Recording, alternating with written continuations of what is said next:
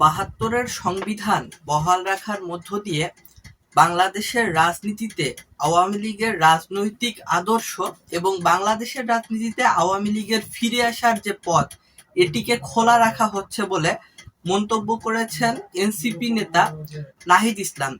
নাহিদ ইসলাম মনে করেন, যতক্ষণ পর্যন্ত ৭২-এর যে সংবিধান, সেই সংবিধানটি বহাল থাকবে, অক্ষুণ্ণ থাকবে, বলবৎ থাকবে, ততক্ষণ পর্যন্ত বাংলাদেশের রাজনীতিতে আওয়ামী লীগের যে রাজনৈতিক আদর্শ আছে এবং বাংলাদেশের রাজনীতিতে আওয়ামী লীগের রাজনীতির যে ফেরার যে পথ রয়েছে, সেই পথটি খোলা রাখা হচ্ছে, এমনটি এনসিপি মনে করে, এমনটি নাহিদ ইসলাম মনে করে।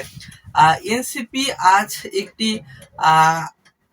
একটি আলোচনা সভার আয়োজন করে। সেখানে বিভিন্ন বিষয়ে, অর্থাৎ মানবাধিকার, গণতন্ত্র, জুলাই সনদ, বাংলাদেশের রাজনৈতিক পরিস্থিতি, বিভিন্ন বিষয়ে আলোচনা হয়। সেই আলোচনায় অংশ নেন এনসিপির আহ্বায়ক নাহিদ ইসলাম এবং তিনি বলেন যে বিএনপি সংবিধানের কিছু মূলনীতি পরিবর্তন করতে যাচ্ছে, অথচ তারা ৭২-এর সংবিধানটাকে বহাল রাখতে চাচ্ছে।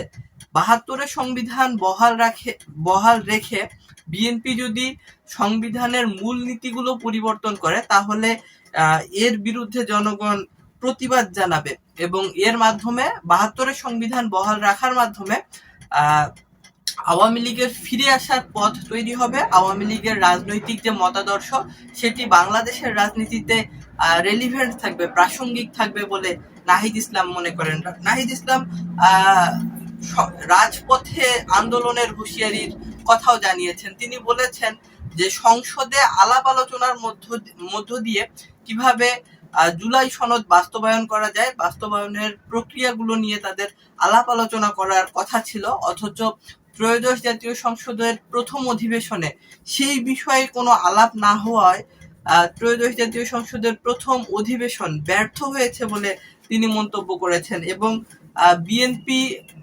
সংস্কারের নামে নানান রকম তালবাহানা করছে বলে নাহিদ ইসলাম বলেছেন। এছাড়াও নোট অফ ডিসেন্ট প্রসঙ্গে বলেছেন যে নোট অফ ডিসেন্ট গুলো রয়েছে, এই সিদ্ধান্তগুলোর ব্যাপারে ভিন্ন মত থাকতে পারে, কিন্তু জুলাই সনদ যেহেতু একটি ঐতিহাসিক দলিল, এই দলিলের কথা বিবেচনা করে এবং জুলাই শহীদদের যে আত্মত্যাগ, সেটির প্রতি শ্রদ্ধা জানিয়ে এটিকে, জুলাই সনদকে বাংলাদেশের সংবিধানে অন্তর্ভুক্ত করা, এটি গণদাবিতে পরিণত হয়েছে। বিএনপি যদি জনগণের এই দাবিটিকে উপেক্ষা করে, এড়িয়ে যায়, তাহলে জনগণকে সাথে নিয়ে রাজপথে আন্দোলন গড়ে তোলার যে হুঁশিয়ারি, সেটি এনসিপি নেতা নাহিদ ইসলামের পক্ষ থেকে আছে এবং একটি জুলাই জাতীয় সনদ, এটি বাস্তবায়ন করতে হবে, সংবিধানের অন্তর্ভুক্ত করতে হবে এবং ৭২-এর সংবিধানকে বাদ দিতে হবে।